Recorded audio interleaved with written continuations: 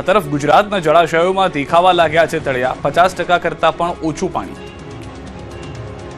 કાળઝાળ ગરમીના કારણે પાણીનો વપરાશ વધતા ખેડૂતોની ચિંતા વધવાની છે, કેમ કે આગોતરી વાવણી માટે સિંચાઈનું પાણી મળવા પર સંકટ ઊભું થયું છે। ગુજરાતના જળાશયોના તળિયા દેખાવા લાગ્યા છે।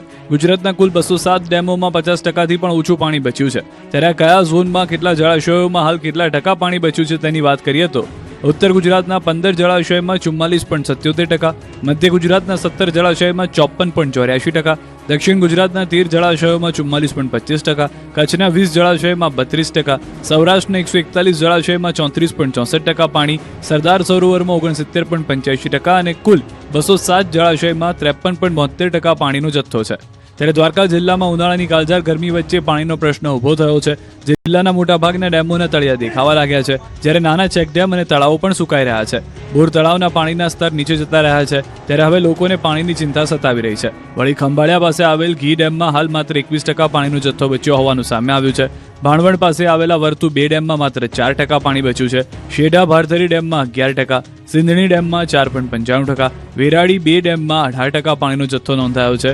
કવરકા ડેમમાં 2.47% પાણી છે, જ્યારે ગટકી અને સાની ડેમ સંપૂર્ણપણે ખાલી થઈ ગયા હોવાનું સામે આવ્યું છે। હવે જોવાનું એ છે કે જો વધુ વરસાદ ખેંચાય છે તો ખેડૂતો, પશુપાલકો અને સામાન્ય લોકોને મોટી મુશ્કેલીનો સામનો કરવો પડી શકે તેવી પરિસ્થિતિ પણ ઊભી થઈ રહી છે।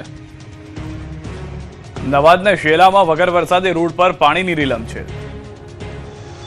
અમદાવાદના રસ્તા પર ભર ઉનાળે જાણે પૂર આવ્યું હોય તેવા દ્રશ્યો સર્જાયા। રોડ પર પાણીની રીલમછેલ થઈ। અમદાવાદ શહેરના શેલા વિસ્તારમાં ઓળાની બેદરકારીના કારણે રોડ પર નદીની જેમ પાણી વહેતું થયું। શેલા વિસ્તારમાં ફ્રેન્ચ લાઇન ચોકઅપ થવાથી ગટરનું પાણી રોડ પર આવી ગયું। એટલા ફોર્સથી પાણી બહાર આવતા જાણે રોડ પર ગંદા પાણીની નદી વહેતી હોય તેવા દ્રશ્યો સામે આવ્યા, જે કારણે છેલ્લા 2 દિવસથી સ્થાનિકો ગંદકી અને દુર્ગંધની ગંભીર સમસ્યાનો સામનો કરી રહ્યા છે। રસ્તા ઉપર ગટરનું પાણી ભરાઈ જતા વાહન ચાલકો તેમજ રાહદારીઓની અવરજવરમાં મુશ્કેલી સર્જાય અને અકસ્માતનો ભય પણ ઊભો થયો છે। સ્થાનિકો કટાક્ષ કરી રહ્યા છે કે તંત્ર જાણે ગરમીમાં લોકોને કુલિંગ સિસ્ટમ આપવાનું આયોજન કર્યું।